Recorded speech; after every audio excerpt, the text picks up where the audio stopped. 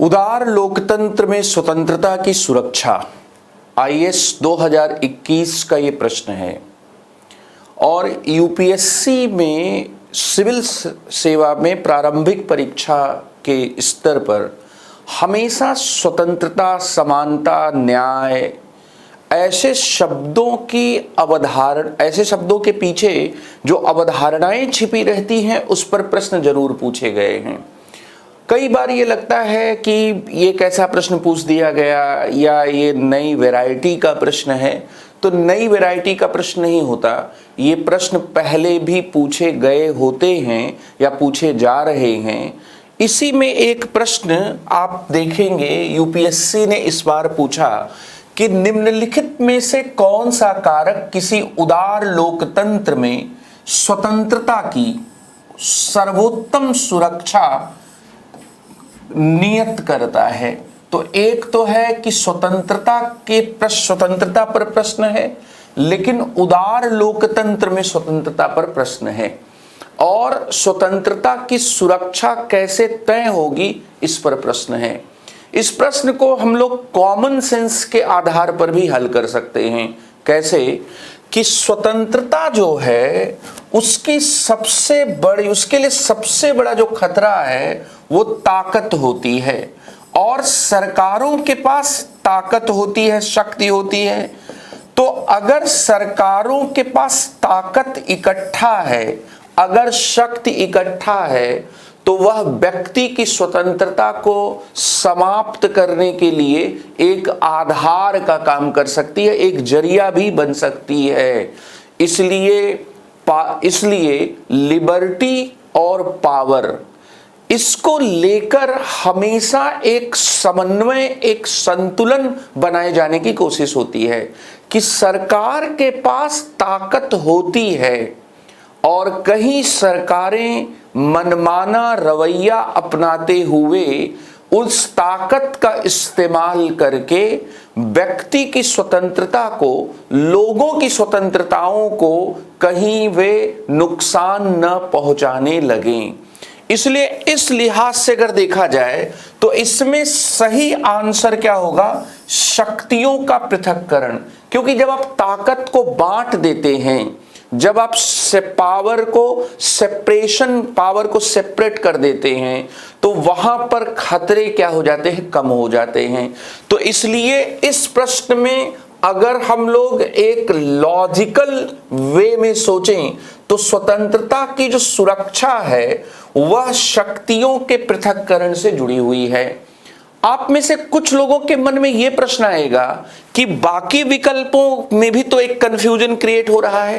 क्योंकि अगर हम लोग ये देखें तो स्वतंत्रता को निर्वाचित सरकार से, इलेक्टेड गवर्नमेंट से क्यों नहीं जोड़ा जा सकता?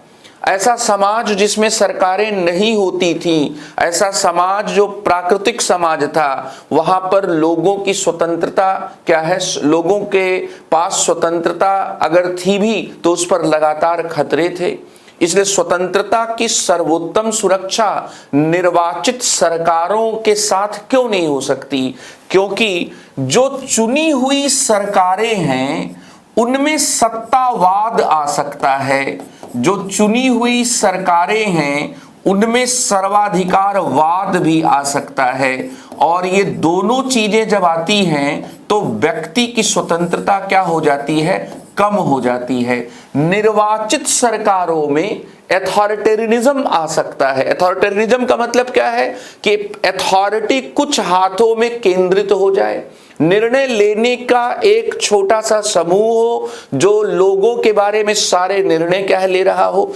और दूसरा कि ऐसा भी हो सकता है कि सरकार समाज के हर पहलू को कंट्रोल करने की कोशिश करे, तो सर्वाधिकारवाद भी हो सकता है। और निर्वाचित सरकारें कई बार तानाशाही सरकारें भी बनी हैं।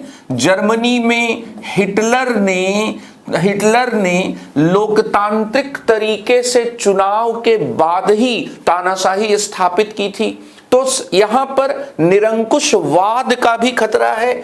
इसलिए निर्वाचित सरकार अपने आप में स्वतंत्रता की सुरक्षा को तय करे, स्वतंत्रता को सुरक्षित बनाए, ये जरूरी नहीं है। इसलिए और यहां पर निर्वाचित सरकार के बजाय जो सीमित सरकार होगी, अगर हम कहते हैं कि कॉन्स्टिट्यूशनल गवर्नमेंट है, लिमिटेड गवर्नमेंट है, तो लिमिटेड गवर्नमेंट अगर होती तो यहां पर संविधानवाद होता। तो सीमित सरकार या संविधानवाद अगर होता तो हम लोग इस पर विचार करते। इसलिए निर्वाचित सरकार का विकल्प क्या है, नहीं होगा। एक बहुत सिंपल सा लॉजिक है कि स्वतंत्रता को अगर खतरा ताकत से है, अगर शक्ति से है, तो शक्ति के केंद्रीकरण में जो फ्यूजन ऑफ पावर है, सेंट्रलाइजेशन ऑफ पावर है, उस सेंट्रलाइजेशन ऑफ पावर में स्वतंत्रता सुरक्षित नहीं होगी। इसलिए यह भी नहीं होगा। और इसके साथ ही स्वतंत्रता की सुरक्षा के बारे में हम सोच सकते हैं कि स्वतंत्रता तभी सुरक्षित होगी जब उसे न्यायालय के द्वारा गारंटी दिया जाए कि अगर किसी व्यक्ति की स्वतंत्रता को छीना गया तो न्यायालय वहां पर उसकी स्वतंत्रता को सुनिश्चित करवाएंगे। लेकिन कौन से न्यायालय? निष्पक्ष और स्वतंत्र न्यायपालिका, प्रतिबद्ध न्यायपालिका नहीं। यहां पर क्या है, प्रतिबद्ध न्यायपालिका दी गई है, कमिटेड जुडिशरी की गई है। Committed judiciary is different from the independent and free judiciary. Committed judiciary है तो कमिटमेंट जो है वो आइडियोलॉजी के प्रति हो सकता है। कमिटमेंट किसी आइडियोलॉजी के बजाय किसी पॉलिटिकल पार्टी के संदर्भ में भी कमिटमेंट हो सकता है। आप ये कहेंगे कि कमिटमेंट कॉन्स्टिट्यूशन के प्रति भी हो सकता है, बिल्कुल हो सकता है। लेकिन प्रतिबद्ध न्यायपालिका में जब हम लोग प्रतिबद्धता की बात करते हैं तो प्रतिबद्धता की बात राजनीतिक विचारधारा के प्रति भी हो सकती है। प्रतिबद्धता की बात जो है वह क्या है, संविधान के प्रति भी हो सकती है। प्रतिबद्धता की बात राजनीतिक दल के प्रति भी हो सकती है। कोई भी प्रतिबद्धता दरअसल निष्पक्ष और स्वतंत्र न्यायपालिका के लिए क्या है, न्यायपालिका के विरोध में होगा। इसलिए यह भी नहीं होगा। इस आधार पर अगर कॉमन सेंस से एक्सप्लेन करें, अपने दिमाग में इस बात को बिठा लें कि शक्ति जो होती है वह आजादी के लिए खतरा होती है। इसलिए शक्तियों के बांटने की बात हमेशा सोची गई। पावर को एक जगह पर रहने से आजादी के लिए, स्वतंत्रता के लिए खतरा होता है। इसलिए शक्तियों के पृथक्करण की जो बात है यहां पर सही होगी। अब इसका एक सैद्धांतिक पहलू भी है। ये तो मैंने आपको कहा कि हम कॉमन सेंस से सोचेंगे तो भी हम इस कंक्लूजन पर पहुंच जाएंगे कि शक्तियों का पृथक्करण जो है वह स्वतंत्रता की सर्वोत्तम सुरक्षा को क्या है, बताता है। लेकिन यहां पर एक मुद्दा है। दरअसल इस प्रश्न में क्या है, यह प्रश्न कैसे किन बातों को अपने भीतर शामिल करता है, तो इसमें उदार लोकतंत्र में, जो उदार लोकतंत्र है, उदार लोकतंत्र में स्वतंत्रता की सुरक्षा, ये प्रश्न है। इस प्रश्न के सभी जो सैद्धांतिक आयाम हैं, उन सैद्धांतिक आयामों को समझने के लिए हम लोग इसे 2-3 शीर्षक या 2-3 बातों में बांटकर समझ सकते हैं। सबसे पहली बात तो यह है कि स्वतंत्रता से हमारा आशय क्या है, स्वतंत्रता को हम किस अर्थ में लेते हैं। दूसरी बात यहां पर यह है कि उदार लोकतंत्र में स्वतंत्रता पूछी गई है, तो उदार लोकतंत्र से हमारा आशय क्या है। और तीसरी बात यह है कि उदार लोकतंत्र में स्वतंत्रता की जो सुरक्षा है, यह शक्तियों के पृथक्करण के सिद्धांत से कैसे जुड़ रही है, इसके सैद्धांतिक पहलुओं को हम लोग यहां पर समझेंगे, ताकि ऐसे प्रजाति के, ऐसी वैरायटी के अगर आगे प्रश्न पूछे जाएं तो आप इसको बहुत आसानी से कर सकें। आईएएस 2021 में ही नहीं, दरअसल आईएएस 2019 में भी स्वतंत्रता पर इसी प्रजाति का, इसी वैरायटी का, जिसमें आपकी कॉन्सेप्चुअल अंडरस्टैंडिंग को चेक किया जाता है, इस पर प्रश्न क्या है पूछा गया। दरअसल स्वतंत्रता शब्द का दो अर्थों में प्रयोग करते हैं। बहुत सरल सी बात है कि गुलामी जैसे दो तरह की होती है, वैसे ही आजादी भी दो तरह की होती है। एक गुलामी होती है कि आप किसी को मार पीट कर, किसी को ताकत का इस्तेमाल करके उसको कहीं पर भी आने जाने न दें, अपने कब्जे में कर लें, अपने घर का काम करवाएं, दास बना लें। कुछ 100 साल पहले इस प्रकार की गुलामी मौजूद रही है। तो एक गुलामी वह होती है जिसमें हम किसी व्यक्ति के ऊपर बाहरी प्रतिबंध लगा देते हैं। हम किसी व्यक्ति को के सामने ऐसी बाधाएं खड़ी कर देते हैं जिससे वह अपने चॉइस के अनुसार काम नहीं कर पाता है, चॉइस के अनुसार कोई भी गतिविधि क्या है संपन्न नहीं कर पाता है। तो उसी और एक दूसरी गुलामी भी होती है, और दूसरी गुलामी क्या होती है कि आप किसी व्यक्ति को मन से गुलाम बना लें, उसका ऐसा मानसिक अनुकूलन कर लें कि वह अपने विवेक के अनुसार, अपने व्यक्तित्व के विकास के बारे में सोच ही न सके। जब अंग्रेज भारत में आए तो उन्होंने दोनों तरह की गुलामी भारत में स्थापित की। अंग्रेजों ने बहुत दिनों तक लोगों को दास बनाकर उन देशों में ले गए जहां पर उन्होंने कॉलोनीज बनाई भारत की तरह, और भारत के लोगों को वहां काम करवाया। तो दासता भी एक गुलामी है। इसमें हम किसी व्यक्ति पर बाहरी प्रतिबंध लगा देते हैं, इसमें हम किसी व्यक्ति पर ऐसी बाधाएं आरोपित कर देते हैं जो बाधाएं उसको अपने चयन के अनुसार, अपने चॉइस के अनुसार कोई भी काम नहीं करने देती है। गुलामी का दूसरा रूप ये था कि आपको ऐसी एजुकेशन दी जाए, आपको ऐसे विचार क्या है आपके मन में इनकलकेट किए जाएं कि आप अपने बारे में अपने विवेक से कुछ सोच ही ना सकें। आप अपने ऊपर आप क्या अनुकूलित हो जाएं, आप मन से अनुकूलित हो जाएं। मैकाले की शिक्षा नीति के उद्देश्यों को जब आप इतिहास में पढ़ते हैं तो मैकाले की शिक्षा नीति ये चाहती थी कि भारतीय जो हैं वो रक्त और रंग से भले ही अंग्रेजों से भिन्न हैं, लेकिन वे सोच के स्तर पर अंग्रेजों के बिल्कुल क्या समान होने चाहिए। तो रंग से भले ही भारतीय काले हैं, रंग से भले ही भारतीय अश्वेत हैं, लेकिन सोच उनकी बिल्कुल अंग्रेजों की तरह होनी चाहिए। और इसीलिए हम लोग कई बार कहते हैं कि अंग्रेजियत चली, अंग्रेज चले गए, लेकिन अंग्रेजियत क्या है नहीं गई। तो इस तरह से गुलामी दो तरह की होती है, एक बाहरी और दूसरी भीतरी गुलामी।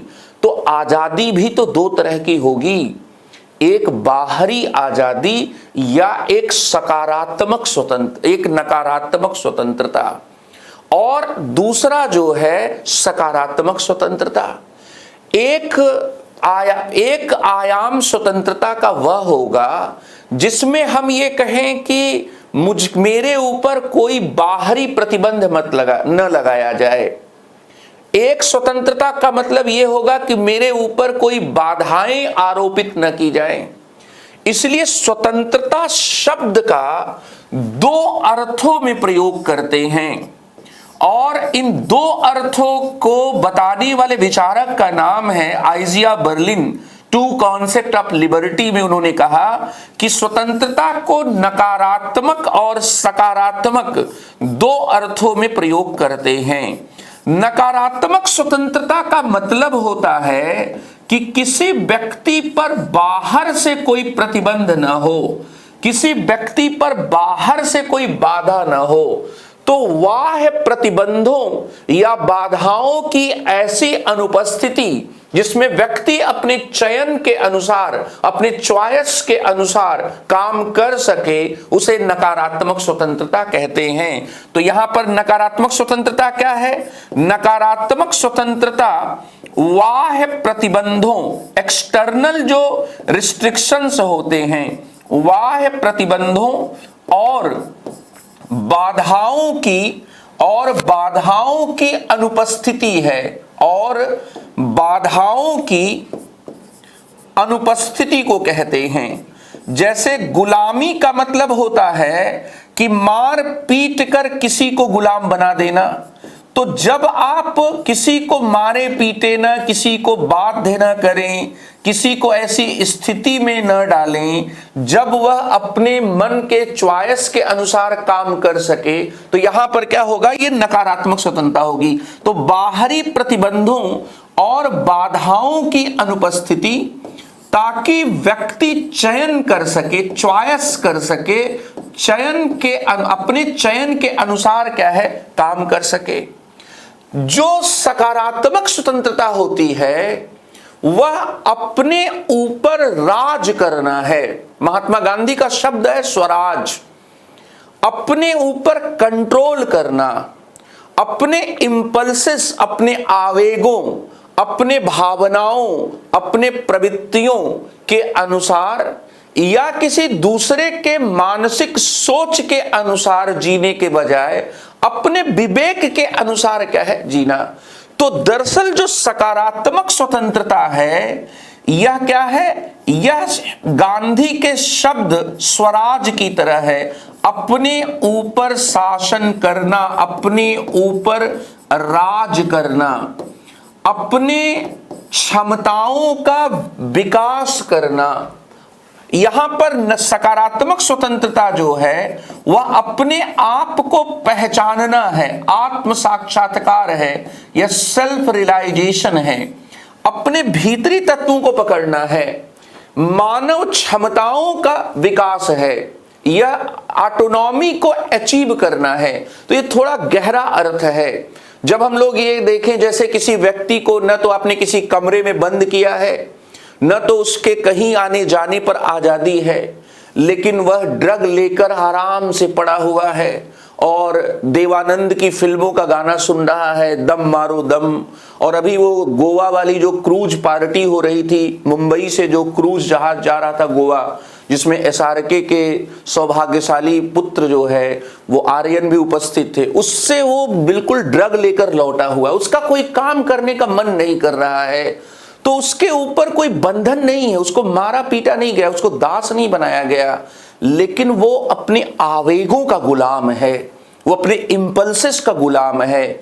जो नशेड़ी होते हैं, जो शराबी होते हैं, जो ड्रग लेने वाले लोग होते हैं, वो क्या है, उनके ऊपर कोई बॉन्डेस नहीं है, कोई रिस्ट्रिक्शन नहीं, कोई कंस्ट्रेंट नहीं है, लेकिन वो अपने व्यक्तित्व के विवेक के अनुसार काम नहीं कर सकते। They can't achieve self realization, they can't achieve self mastery, they can't achieve autonomy। वो अपनी स्वायत्तता को उपलब्ध नहीं कर सकते, वो अपनी मानव क्षमताओं का विकास क्या है, नहीं कर सकते। ये है। और बच्चों, ये मैं क्यों आपको बता रहा हूं? क्योंकि 2019 में बिल्कुल इसी प्रजाति का एक सवाल क्या है आपसे पूछा गया। इस सवाल का आप दर्शन करें, और इस दर्शन से आपको 2019 के इस सवाल के दर्शन से आपको 2021 के सवाल का जो प्रजाति है वो प्रजाति क्या समझ में आएगी कि राज व्यवस्था के संदर्भ में निम्नलिखित में से किस एक को आप स्वतंत्रता की सर्वाधिक उपयुक्त व्याख्या के रूप में स्वीकार करेंगे। तो अभी मैंने कहा कि स्वयं को पूर्णतः विकसित करने का जो अवसर है वह स्वतंत्रता की सर्वाधिक उपयुक्त व्याख्या है। तानाशाही, राजनीतिक शासकों की तानाशाही के विरुद्ध जो संरक्षण है, तो यहां पर आप देखेंगे कि तानाशाही होना नहीं होना ये दरअसल सरकार का मसला है, नियंत्रण का अभाव भी स्वतंत्रता का मतलब नहीं है। दरअसल स्वतंत्रता को संरक्षण नहीं कह सकते। स्वतंत्रता की व्याख्या प्रोटेक्शन से नहीं होगी। स्वतंत्रता प्रोटेक्शन का नाम नहीं है। स्वतंत्रता एब्सेंस ऑफ द रिस्ट्रेंट है। स्वतंत्रता एब्सेंस ऑफ द रिस्ट्रिक्शंस है। स्वतंत्रता प्रोटेक्शन नहीं है, तो ये गलत हुआ। स्वतंत्रता नियंत्रण का अभाव नहीं है, नियंत्रण नहीं है। स्वतंत्रता को हम कंट्रोल के अभाव के रूप में नहीं परिभाषित कर सकते, क्योंकि स्वतंत्रता में कुछ कंट्रोल व्यक्ति का होता ही होता है। अपने ऊपर मेरा कंट्रोल होना चाहिए। स्वतंत्रता सभी प्रकार के नियंत्रणों के अभाव के रूप में नहीं, बाहरी प्रतिबंध या ऐसी बाधाओं की अनुपस्थिति के रूप में परिभाषित किया जाता है। तो यहां पर यह भी स्वतंत्रता क्या है, नहीं होगा। और इच्छा अनुसार कुछ भी करने का अवसर, मैं चाहे ये करूं, मैं चाहे वो करूं, मेरी मर्जी, ये वाला मतलब भी नहीं होगा कि मैं चाहे जो चाहे करूं। तो ये भी नहीं होगा, ये भी नहीं होगा, ये भी नहीं होगा। इसलिए आईएएस 2019 के इस प्रश्न में क्या होगा, स्वयं को पूर्णतः विकसित करने का अवसर। ये स्वतंत्रता का सकारात्मक अर्थ है। कुछ लोगों ने कहा कि यूपीएससी कैसे सवाल दे रही है। भाई ये एनसीईआरटी का सवाल है, ये एनसीईआरटी का प्रश्न है। एनसीईआरटी ध्यान से पढ़ना पड़ेगा। और जब आप भारतीय संविधान की प्रस्तावना को पढ़ते हैं और उसमें आप पढ़ते हैं कि हम भारत के लोग भारत को संपूर्ण प्रभुत्व संपन्न समाजवादी पंथ निरपेक्ष लोकतंत्रात्मक गणराज्य बनाने के लिए, फिर आप सामाजिक आर्थिक राजनीतिक न्याय, प्रतिष्ठा और अवसर की समानता, फिर आप विचार अभिव्यक्ति विश्वास धर्म और उपासना की स्वतंत्रता, तो आपसे ये सवाल तो पूछा जा सकता है कि भाई स्वतंत्रता का क्या मतलब होता है, न्याय का क्या मतलब होता है, समानता का क्या मतलब होता है। इसलिए ऐसे प्रश्नों को आश्चर्य से, सरप्राइज से नहीं देखना है। ये यूपीएससी का अपना प्रश्न पूछने का एक निश्चित तरीका है, जहां पर वो आपके कॉन्सेप्ट को क्या है चेक करेंगे। तो 2019 में ये सवाल आया और 2021 में यूपीएससी ने फिर कहानी दोहराई। अब इस सवाल को देखिए कि निम्नलिखित में से कौन सा कारक उदार लोकतंत्र में स्वतंत्रता की सुरक्षा को नियत करता है। मैंने आपको बताया कि इसमें डी ऑप्शन होगा और मैंने आपको यह भी बताया कि कॉमन सेंस से डी ऑप्शन कैसे निकाल लेंगे। अब यहां पर इसके थ्योरेटिकल पर्सपेक्टिव को आप देख रहे हैं। तो थ्योरेटिकल पर्सपेक्टिव में पहली चीज मैंने आपको बता दी कि स्वतंत्रता के दो मतलब होते हैं, जैसे गुलामी के दो मतलब होते हैं, किसी को मार पीट कर गुलाम बनाया जाना और किसी के मन को अनुकूलित करके गुलाम बनाया जाना। उसी तरह से स्वतंत्रता के भी दो मतलब होते हैं, एक बाहरी प्रतिबंधों की अनुपस्थिति, दूसरा क्या है, अपनी क्षमताओं का विकास, स्वायत्तता की उपलब्धि, सेल्फ मास्टरी, सेल्फ रियलाइजेशन। ये स्वतंत्रता का सकारात्मक अर्थ है। अब एक सवाल है कि स्वतंत्रता की सुरक्षा का प्रश्न यूपीएससी ने उदार लोकतंत्र में क्यों पूछा? क्या लोकतंत्र के और भी रूप होते हैं? अगर उदार लोकतंत्र होता है तो क्या अनुदार लोकतंत्र भी होता है? नहीं। क्या सामाजिक लोकतंत्र होता है? हाँ। क्या जन लोकतंत्र होता है? हाँ। इसका मतलब कि उदार लोकतंत्र शब्द जो प्रयोग किया गया है, इस शब्द को समझें। विचारधारा के आधार पर लोकतंत्र जो है वो तीन प्रकार के होते हैं। एक होता है उदार लोकतंत्र, दूसरा होता है सामाजिक लोकतंत्र और तीसरा होता है जन लोकतंत्र। लिबरल डेमोक्रेसी, सोशल डेमोक्रेसी और पीपुल्स डेमोक्रेसी। जैसे आपने कभी सोचा भी नहीं होगा कि चीन के हर संस्था के नाम के आगे people's republic of China, people's army, ये पीपुल्स शब्द वे क्यों लगाते हैं? क्योंकि उनको मार्क्सवाद से, उनको माओवाद से प्यार रहा है। उनका आधार क्या रहा है? उनका जो एक वैचारिक आधार रहा है वह मार्क्सवाद रहा है, माओवाद रहा है। तो जन लोकतंत्र पीपुल्स डेमोक्रेसी मार्क्सवाद की विचारधारा से संबद्ध है। जैसे जो चीन रहा है वो इस चीन और रूस में इसी तरह के लोकतंत्र की बात की गई। सामाजिक लोकतंत्र का विचार यूरोप की समाजवादी जो पार्टियां रही हैं उन्होंने सामाजिक लोकतंत्र का विचार अपनाया। जैसे जर्मनी में इसी प्रकार का लोकतंत्र रहा है और जर्मन की सोशल डेमोक्रेट पार्टी इसका सबसे शानदार उदाहरण है। और उदार लोकतंत्र का जो विचार रहा है यह उदारवाद की विचारधारा से संबद्ध रहा है। इसलिए प्रश्न में उदार लोकतंत्र उदारवाद की विचारधारा जो रही है इस उदारवाद की विचारधारा से क्या रहा है, यह संबद्ध रहा है। अब उदार लोकतंत्र की खासियत क्या होती है? उदार लोकतंत्र की खासियत, जैसे हमारे यहां भी भारत में भी उदार लोकतंत्र है, इसमें भी उदार लोकतंत्र की जो खासियत है वह खासियत क्या है आप पाएंगे। भारत का लोकतंत्र चीन के लोकतंत्र से कैसे भिन्न है? अगर चीन कहता है कि उसके यहां लोकतंत्र है, हालांकि हम लोग कहेंगे कि वहां तानाशाही है, लेकिन उदार लोकतंत्र में हमेशा सीमित सरकार होती है।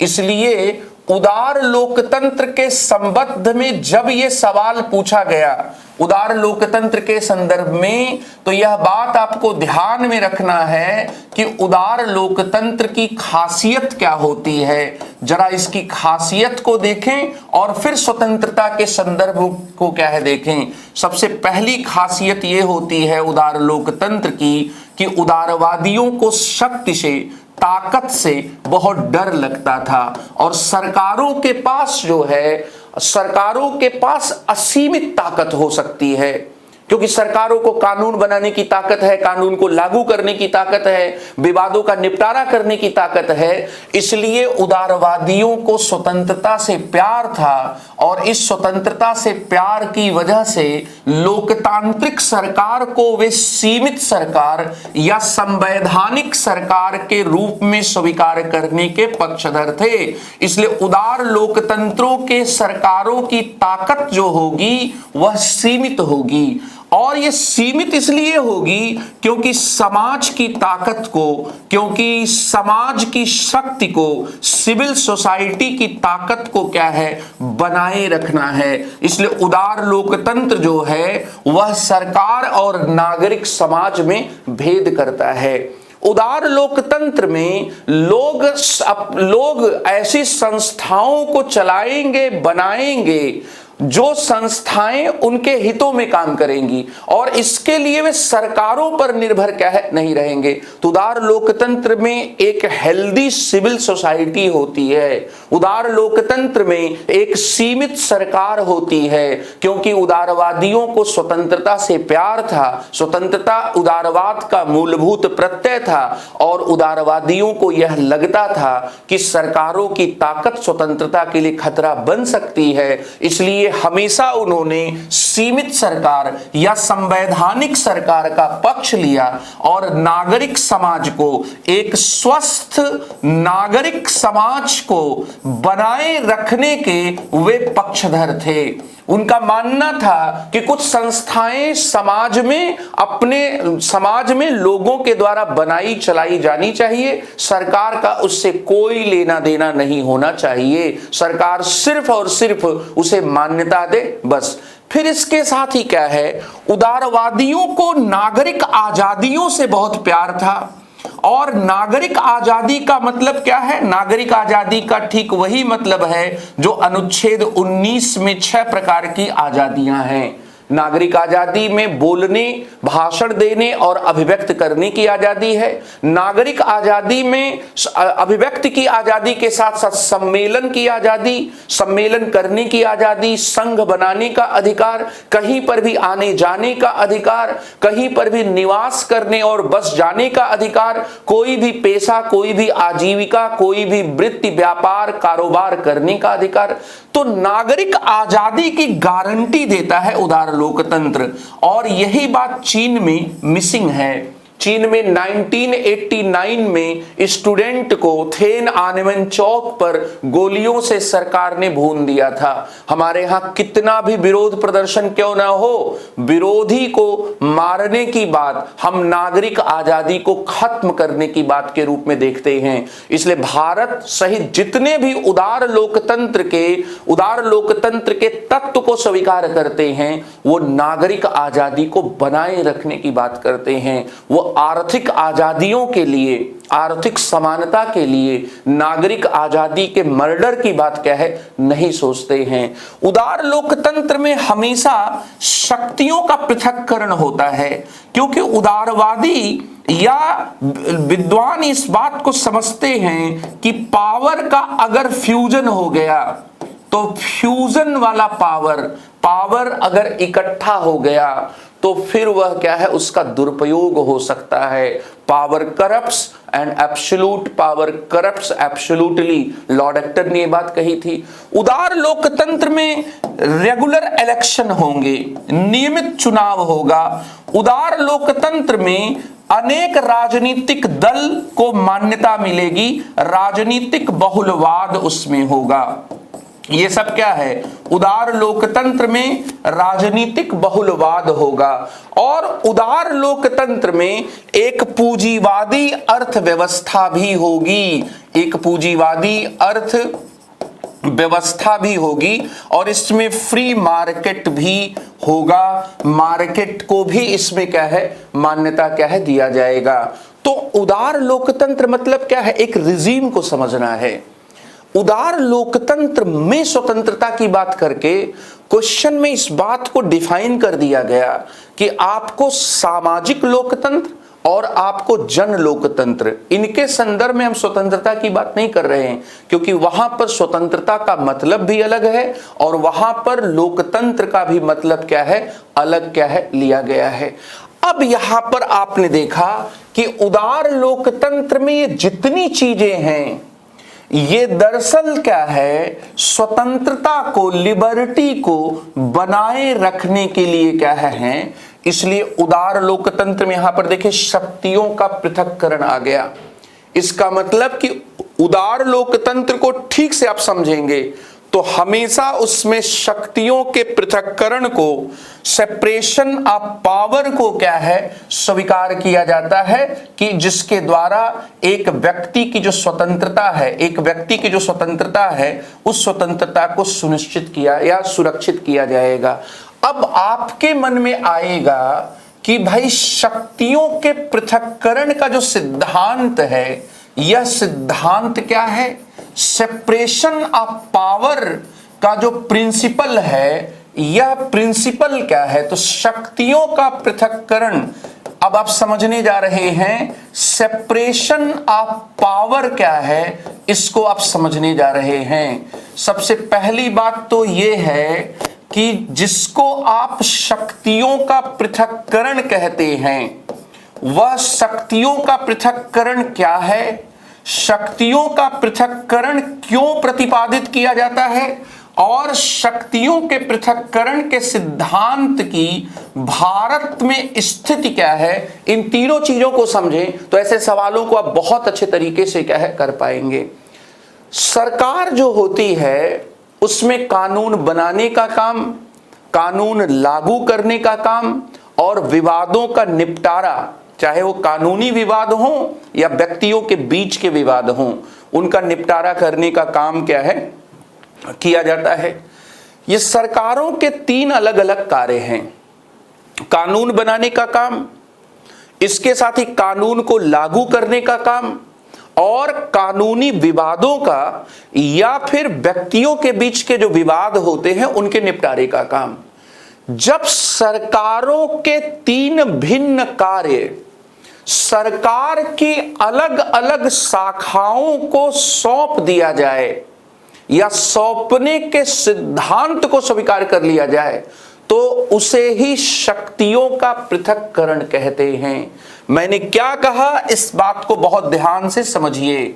यह जो टॉपिक है यह केवल प्री का ही टॉपिक नहीं है, मेंस में एक पूरा टॉपिक है। और पॉलिटी अकेला ऐसा सब्जेक्ट है जहां पर प्री और मेंस में आपको इतना कनेक्ट मिलेगा कि प्री के लिए अच्छी पढ़ाई मेंस को भी सपोर्ट करेगी और मेंस के लिए अच्छी पढ़ाई प्री को भी सपोर्ट करेगी।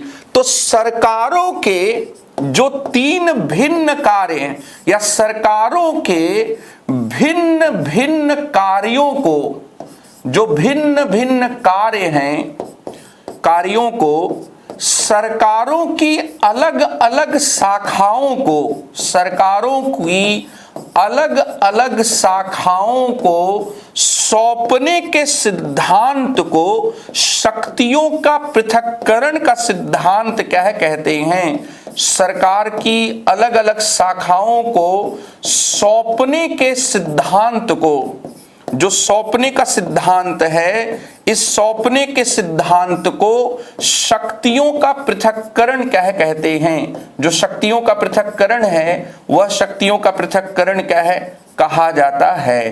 तो एक तो आप यहां पर यह बात क्या है बताएंगे। अब इसका मतलब क्या हुआ आप बात समझें। विधायन शब्द होता है हिंदी का, विधायन का मतलब होता है कानून बनाने का काम, और जो विधायन का काम करे उसे विधायिका कहते हैं। इसी तरह से आप देखेंगे कि विधायी कानून हम कहते हैं, स्टैट्यू लॉ कहते हैं। तो जो संसद और विधानसभा के द्वारा कानून बनाए जाएंगे वो स्टैट्यू लॉ होंगे। कुछ कस्टमरी लॉ होते हैं, कुछ कॉन्स्टिट्यूशनल लॉ होते हैं, कुछ केस लॉ होते हैं। केस लॉ जो होता है वो डिसीजंस में क्या आता है। कानून और नीतियों को लागू करने का कार्य कार्यपालिका करती है और कानून को तोड़ने वालों पर मुकदमा चलाने का कार्य न्यायपालिका को सौंपा जाता है।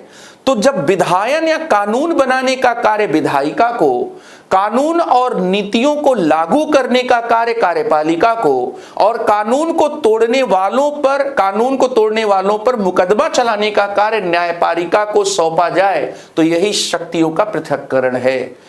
इस सिद्धांत को फ्रेंच विचारक मॉन्टेस्क्यू ने in the spirit of laws में प्रस्तुत किया था। और मॉन्टेस्क्यू का जो मानना था वह मानना ये था कि अगर आप सरकारों को निरंकुश होने से बचाना चाहते हैं, अगर आप चाहते हैं कि सरकारों पर अंकुश बना रहे, तो आपको पावर को क्या करना चाहिए, डिवाइड कर देना चाहिए। पावर का सेपरेशन क्या किया जाना चाहिए। अगर आप चाहते हैं कि व्यक्तियों की स्वतंत्रता को बनाए रखा जाए, तो आपको क्या है, शक्ति के एकाधिकार से बचना होगा।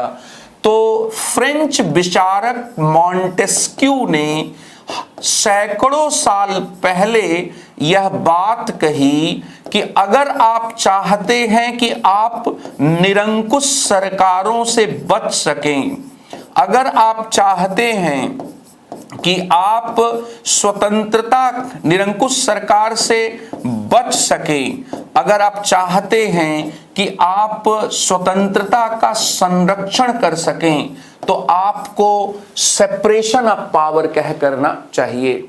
सेपरेशन ऑफ पावर का जो सिद्धांत है उसके बारे में 2-3 चीजें और समझने की जरूरत है।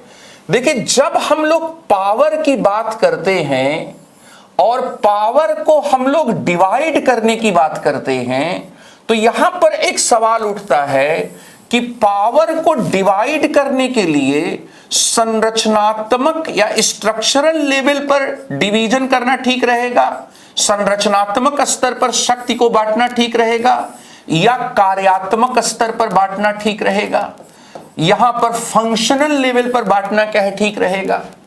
तो यहां आप ये पाएंगे कि पावर का जो स्ट्रक्चरल जो लेवल है, या शक्ति को संरचना के स्तर पर बांटा जाए या कार्य के स्तर पर, तो पहले यह कहा गया कि शक्ति को संरचना के स्तर पर बांट दीजिए। अर्थात सरकार के जो 3 अंग हैं, इन तीनों अंगों में आप क्या करिए, इन तीनों अंगों में विधायिका को संरचना के स्तर पर अलग बनाइए, कार्यपालिका को अलग बनाइए और न्यायपालिका को बिल्कुल क्या है अलग बनाइए। और इस तरह की बात से अमेरिका के संविधान निर्माता इतना प्रभावित हुए कि अमेरिका में शक्तियों का पृथक्करण संरचनात्मक स्तर पर करके एक कठोर पृथक्करण क्या है, एक स्ट्रिक्ट या एक रिजिड सेपरेशन क्या है माना गया है। लेकिन कुछ ऐसे देश और कुछ ऐसे विचारक ये कहते हैं कि पावर को स्ट्रक्चर के लेवल पर हम क्यों बांट रहे हैं, फंक्शन के लिए बांट रहे हैं, काम बांटना चाह रहे हैं इसलिए स्ट्रक्चर अलग कर रहे हैं। लेकिन काम बांटने के लिए हमेशा स्ट्रक्चर अलग करना जरूरी नहीं है।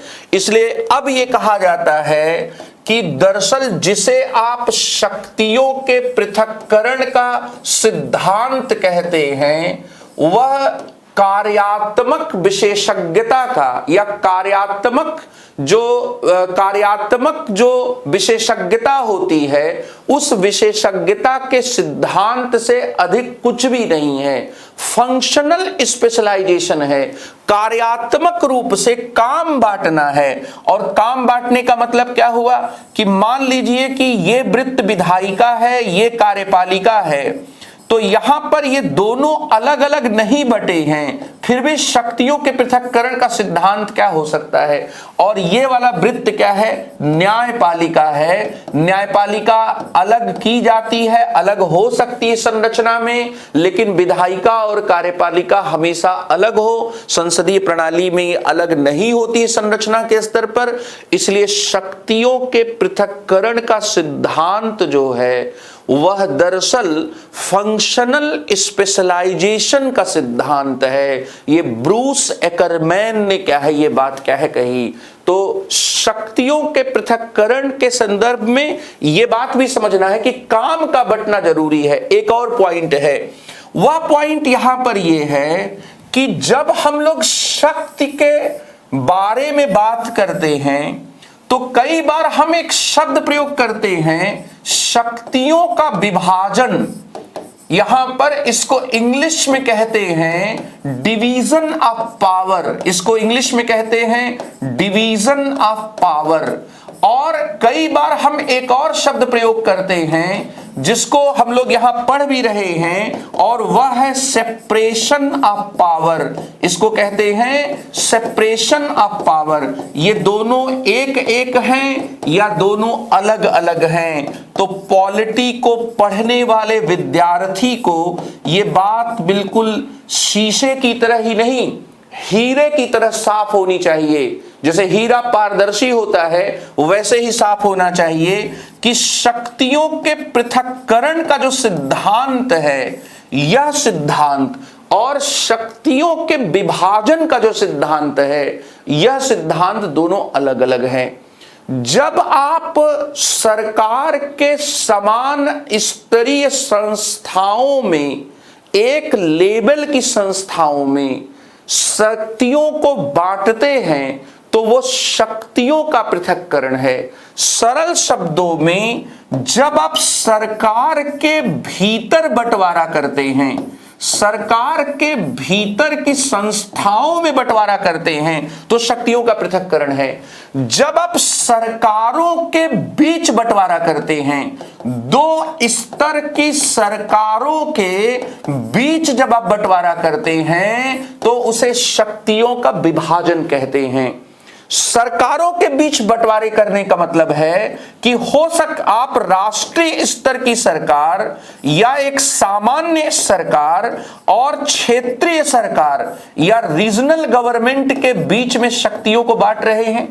इसको कहा जाता है कि हमेशा यह होता है वर्टिकल डिवीजन। जैसे भारत का संविधान जो है वह केंद्र सरकार या संघ सरकार और प्रांतीय सरकारों के बीच में बंटवारा करता है और वो कहता है कि संघ सूची के विषयों पर कानून बनाने की शक्ति जो होगी वो संसद को होगी, राज्य सूची के विषयों पर कानून बनाने की शक्ति राज्य विधानमंडल को होगी। इसको कहते हैं वर्टिकल डिवीजन ऑफ पावर। तो vertical vertical division of power क्या है? वर्टिकल डिवीजन क्या है? वर्टिकल ये है जब आप सरकारों के बीच पावर बांटे, और हॉरिजेंटल ये क्या है? ये एक स्तर की सरकार के भीतर के अंगों के बीच में, क्योंकि कार्यपालिका, विधायिका, न्यायपालिका ये तीनों सरकार के ही अंग हैं, तो इसको कहते हैं हॉरिजेंटल डिवीजन, या इसको कहते हैं क्षैतिज बंटवारा। शक्तियों का पृथक्करण हॉरिजेंटल डिवीजन है, शक्तियों का विभाजन वर्टिकल डिवीजन है। शक्तियों का पृथक्करण सरकार के भीतर शक्ति बांटना है, शक्तियों का विभाजन जो है वो सरकारों के बीच शक्ति को बांटना है। शक्तियों का पृथक्करण अध्यक्षात्मक शासन प्रणाली की केंद्रीय विशेषता है, शक्तियों का जो विभाजन है वह संघात्मक शासन प्रणाली की जो फेडरल गवर्नमेंट होती है उस फेडरल गवर्नमेंट की केंद्रीय विशेषता है, अनिवार्य विशेषता है। इसलिए पॉलिटी एक कॉन्सेप्चुअल सब्जेक्ट है, इसके कॉन्सेप्ट्स का खेल है, और इस खेल पर 5-6 सवाल प्रारंभिक परीक्षा में पूछे जा रहे हैं। इसमें केवल जानकारी का मुद्दा नहीं है। तो यहां पर यह भी बात है कि एक संघात्मक प्रणाली हुई, दूसरी क्या हुई? अध्यक्षात्मक प्रणाली से संबंधित है। और अब मुझे पूरा विश्वास है कि आप शक्तियों का विभाजन और शक्तियों का जो पृथक्करण है, इसके बीच का जो अंतर है, उस अंतर को आप समझ रहे होंगे, जो मैंने अभी आपको बताया कि एक तरफ शक्तियों के पृथक्करण जैसे शब्दों का जब हम प्रयोग करते हैं, जिसका इंग्लिश है सेपरेशन ऑफ पावर, और दूसरी तरफ हम शक्तियों के विभाजन जैसे शब्दों का प्रयोग करते हैं, जिसको इंग्लिश में कहते हैं डिवीजन ऑफ पावर। तो डिवीजन ऑफ पावर और सेपरेशन ऑफ पावर को गलती से भी एक समझने की कोशिश करना, पॉलिटी के कॉन्सेप्ट्स पर पकड़ बनाने से हाथ धो लेना है। इसलिए और ज्यादातर बच्चे इस चीज को लेकर कॉशस शुरू में नहीं होते हैं। जब क्वेश्चंस गलत होना शुरू होते हैं तब वे बात समझते हैं कि यहां पर तो कुछ चीजों को और पकड़ने की जरूरत है। तो शक्तियों का पृथक्करण क्या है? शक्तियों का पृथक्करण जो है यह एक सरकार के भीतर शक्ति को बांटना है, सरकार के भीतर शक्ति को बांटना है। शक्तियों का जो विभाजन है यह सरकार के भीतर नहीं बल्कि सरकारों के बीच शक्ति को क्या है? सरकारों के बीच जो है यह शक्ति को क्या है? बांटना है। और दोनों में बच्चों बहुत फर्क हो जाता है। सरकार के भीतर शक्ति बांटने का मतलब क्या हुआ? यह कार्यपालिका, विधायिका और न्यायपालिका, कार्यपालिका, विधायिका और न्यायपालिका के बीच क्या है? शक्ति को क्या है? बांटना है। और यह क्या है? यह राष्ट्रीय सरकार या सामान्य सरकार और क्षेत्रीय सरकार, 2 स्तर की सरकार, यह राष्ट्रीय सरकार और इसके साथ ही क्षेत्रीय सरकारों के बीच शक्ति को क्या है? बांटना है। बीच शक्ति को क्या है? बांटना है। सरकार के भीतर और सरकार के बीच इन दोनों में क्या है? अंतर होता है। फिर इसके साथ यहां पर आप देखेंगे कि शक्तियों का जो पृथक्करण है, वह पृथक्करण दरअसल एक क्षैतिज बंटवारा है। This is an example of the horizontal division. ये क्षैतिज बंटवारे का उदाहरण है। यह हॉरिजेंटल डिवीजन है। एक ही प्लेन की चीजों को क्या है? बांटना है। यह क्या है? यह समानांतर बंटवारे का उदाहरण है। यह 2 स्तर जो ऊपर और नीचे की सरकार होती है, यह समानांतर बंटवारा है। दरअसल जो शक्तियों का पृथक्करण है उसका सबसे आदर्श उदाहरण अध्यक्षात्मक सरकार है। जैसे अमेरिका में अध्यक्षात्मक सरकार है, वहां पर शक्तियों का बंटवारा है, कार्यपालिका, विधायिका, न्यायपालिका, ये तीनों क्या है, अलग अलग हैं। और यहां पर क्या है, आप ये पाएंगे शक्तियों का जो विभाजन है यह संघात्मक सरकार, यह संघात्मक सरकार की मूलभूत विशेषता है, अनिवार्य विशेषता है। इसलिए one must distinguish division of power and separation of power. अब एक और कॉन्सेप्ट है कि जो हम लोग चेक एंड बैलेंस की बात करते हैं, कई बार हम कहते हैं कि एक चेक एंड बैलेंस क्या होता है, संतुलन और नियंत्रण का सिद्धांत होता है, और इसको हम लोग शक्तियों के पृथक्करण के सिद्धांत से क्या है, जोड़ कर देखते हैं। तो यहां पर हम लोग संतुलन एवं जो नियंत्रण का जो सिद्धांत है, इस सिद्धांत को भी यहां पर समझ लें कि यह सिद्धांत क्या है। संतुलन और नियंत्रण का सिद्धांत जो है वो क्या है, सबसे पहली बात तो ये है कि अगर आपने शक्तियों को बांट दिया सरकार के भीतर के दो अंगों के बीच में, तो आपने एक पृथकता क्या है, आपने एक सेपरेशन क्या कर दिया, स्थापित कर दिया। इस पृथकता के साथ साथ अगर आप एक अंतर्निर्भरता भी तय करें, और यह अंतर्निर्भरता क्या है कि एक के काम का अनुमोदन, अप्रूवल कोई दूसरी संस्था क्या है करे, विधायिका के काम का अनुमोदन कोई दूसरी संस्था करे, तो यह संतुलन और नियंत्रण का सिद्धांत है। तो जब सरकार के अंगों के बीच में कार्यात्मक पृथकता के बाद भी हम अनुमोदन को या कुछ कार्यों के संदर्भ में अप्रूवल को स्वीकार करते हैं और एक किस्म की अंतर्निर्भरता को स्वीकार करते हैं, तो इसे संतुलन और नियंत्रण का सिद्धांत कहते हैं। जैसे न्यायपालिका, भारत में अगर हम लोग सुप्रीम कोर्ट की बात करें, भारत में अगर हम लोग कार्यपालिका अर्थात मंत्रिमंडल, मंत्रिपरिषद, प्रधानमंत्री की बात करें, और इसके साथ ही अगर हम लोग विधायिका की बात करें, तो ये तीनों एक दूसरे को चेक एंड बैलेंस करते हैं। कैसे चेक एंड बैलेंस करते हैं, इस बात को आपको समझना बहुत जरूरी है। जो कार्यपालिका है, यह कार्यपालिका है, यह कार्यपालिका के कार्यों की समीक्षा जो है वह न्यायपालिका करती है। तो यहां पर न्यायिक समीक्षा के द्वारा न्यायपालिका जो है वो चेक एंड बैलेंस करने की शक्ति का प्रयोग करती है। दूसरी तरफ आप देखेंगे कि न्यायपालिका के जो जज हैं, उन जजों की जो नियुक्ति है, उन जजों की जो नियुक्ति है, उस जजों की नियुक्ति में जो भूमिका होती है वह कार्यपालिका की भी होती है। कोलेजियम जो भी सुझाव देता है उस सुझाव को कार्यपालिका ही अर्थात राष्ट्रपति ही अंतिम तौर पर हाँ करते हैं। दूसरी तरफ आप देखें कि विधायिका के द्वारा बनाए गए जो कानून हैं, उन कानूनों की न्यायिक समीक्षा का जो काम है, ये जो न्यायिक समीक्षा का काम है, यह न्यायिक समीक्षा का काम न्यायपालिका करती है। और इसके साथ ही न्यायपालिका के जजों को हटाने का जो काम है वो राष्ट्रपति की तरह महाभियोग लाकर वह क्या है, विधायिका करती है। यहां पर भी एक का अनुमोदन दूसरे पर, दूसरे का अनुमोदन पहले पर, चेक एंड बैलेंस।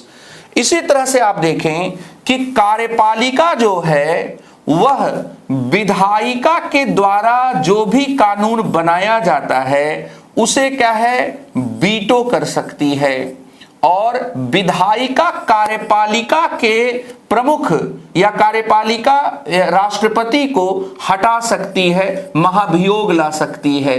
तो वीटो जो है वह क्या है, कार्यपालिका का चेक एंड बैलेंस है, और महाभियोग जो है वो विधायिका का चेक एंड बैलेंस है। ये भारत की स्थिति है। इसका मतलब कि शक्तियों के पृथक्करण के सिद्धांत के साथ साथ संतुलन और नियंत्रण के सिद्धांत को भी स्वीकार किया जाता है, ताकि अलगाव से चीजें ऐसा ना हो कि अपने क्षेत्र में कुछ लोग बिल्कुल क्या है स्वतंत्र हो जाएं। ये यहां पर रीजन है। और आप सोच सकते हैं कि इससे पावर को क्या है, ambition must be constraint by the ambition. Power को लोहा काटता है। लोहे को या शक्तिशाली चीज को केवल अलग करने से काम नहीं होता, शक्तिशाली चीज का मुकाबला शक्तिशाली चीज ही करती है। इसलिए न्यायपालिका, जुडिशरी, हमेशा आप देखेंगे कि सरकारों के मनमानेपन को रोकने में भारत जैसे देशों में एक बहुत ही आधार स्तंभ की तरह खड़ी होती है। अब यहां पर हम लोग शक्तियों के पृथक्करण के सिद्धांत को स्वतंत्रता से क्या है जोड़ सकते हैं। यह कहा जाता है कि शक्तियों के पृथक्करण के सिद्धांत का जो शुरुआती संकेत है वह ब्रिटिश विचारक लॉक की किताबों में मिलना शुरू हो जाता है, लेकिन इसकी संपूर्ण व्याख्या फ्रांसीसी विचारक मॉन्टेस्क्यू ने अपने स्पिरिट ऑफ लॉज में क्या है उन्होंने किया। और मॉन्टेस्क्यू ने एक बड़ी जबरदस्त बात कही। उन्होंने कहा कि जब विधायी और कार्यकारी शक्तियां एक ही व्यक्ति या शासक में केंद्रित हो जाती हैं तब स्वतंत्रता नहीं रह सकती है। ध्यान दीजिए, जब विधायी और कार्यकारी शक्तियां एक ही व्यक्ति या शासक समूह में केंद्रित हो जाती हैं तब स्वतंत्रता नहीं रह सकती है, क्योंकि शंका उत्पन्न हो सकती है कि कहीं राजा या शासक मंडल अन्यायपूर्ण विधियां बनाकर उन्हें अन्यायपूर्ण रीति से कार्यान्वित न करने लगे। यदि न्यायिक शक्ति विधायी और कार्यकारी शक्ति से अलग न की गई तो जो स्वतंत्रता है उस स्थिति में भी नहीं होगी। और स्वतंत्रता क्यों नहीं होगी? क्योंकि जो प्रजा है उसके जीवन पर न्यायाधीश का क्या हो जाएगा, नियंत्रण हो जाएगा। अगर राजा ही कार्यपालिका है, राजा अकबर है, और अकबर जो है वो नवरत्नों सहित सारे मंत्रियों को अपॉइंट करेंगे, अगर राजा ही क्या है, राजा के मुंह से निकले हुए शब्द ही कानून है तो राजा विधायिका भी है, और अगर राजा का दरबार ही सबसे बड़ी अदालत है तो राजा न्यायपालिका है। राजा रानी से झगड़ा करके जिस दिन दरबार में आएगा उस दिन किसी भी व्यक्ति पर अपना गुस्सा क्या है वह क्या है उतार सकता है। इसका मतलब यह है कि अगर राजतंत्रों को हम देखें तो राजतंत्रों में सारी शक्तियां एक ही व्यक्ति में केंद्रित होती थी। इसलिए आप शक्तिशाली राजा कई बार अन्यायपूर्ण राजा भी होता था। शक्तिशाली राजा जो होता था उसकी कार्यकारी शक्तियों का दुरुपयोग होकर निरंकुशता की स्थापना होती थी।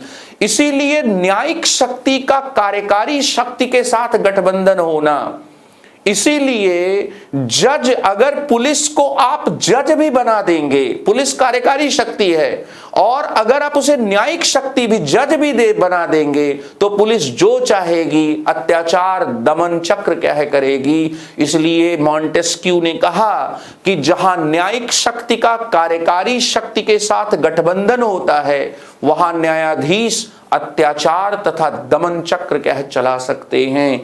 इसलिए इस सवाल के सैद्धांतिक पहलू की तरफ आप जाएंगे जब, तो यहां पर मॉन्टेस्क्यू की आपको याद आएगी। और मॉन्टेस्क्यू ने बड़ा जबरदस्त लॉजिक दिया। उन्होंने कहा कि शक्तियों का पृथक्करण वो क्यों कर रहे हैं। उन्होंने सीधे सीधे लॉजिक दिया कि निरंकुश सरकार से बचाव के लिए और स्वतंत्रता के संरक्षण के लिए। तो ये है आईएएस के सवालों की वो प्रजाति जो बार बार पूछी जा रही है, और मैंने आपको यहां पर ये बताने की कोशिश की कि इसे आप एनसीईआरटी से भी हल कर सकते हैं। लेकिन शक्तियों के पृथक्करण का टॉपिक चूंकि मेंस का पूरा टॉपिक है, और वो केवल आईएएस में ही नहीं है, स्टेट पब्लिक सर्विस कमीशन में भी है। इसलिए ज्यादा अच्छा होगा कि मेंस के लिए इस टॉपिक को खूब अच्छे से तैयार करें और प्रारंभिक परीक्षा के प्रश्नों को हंसते खेलते क्या है आप करने में कामयाब बने। यही सही अप्रोच है, यही सही रास्ता है। और एनसीईआरटी की जो एनसीईआरटी में दी गई जो मूल अवधारणाएं हैं, उन मूल अवधारणाओं से क्या क्यों जो भी क्या के सवाल पूछे जाते हैं, जो भी क्यों के सवाल पूछे जाते हैं, वो जितना आसानी से, जितना अच्छे तरीके से एनसीईआरटी बुक से सॉल्व होंगे, उतना अच्छे तरीके से किसी भी दूसरी किताब से सॉल्व नहीं होंगे। इसलिए महाजनों एन गतः सपंथा, जिस रास्ते पर लोग चलकर सफल हुए हैं उस रास्ते को ही अपनाया जाए। बहुत बहुत धन्यवाद।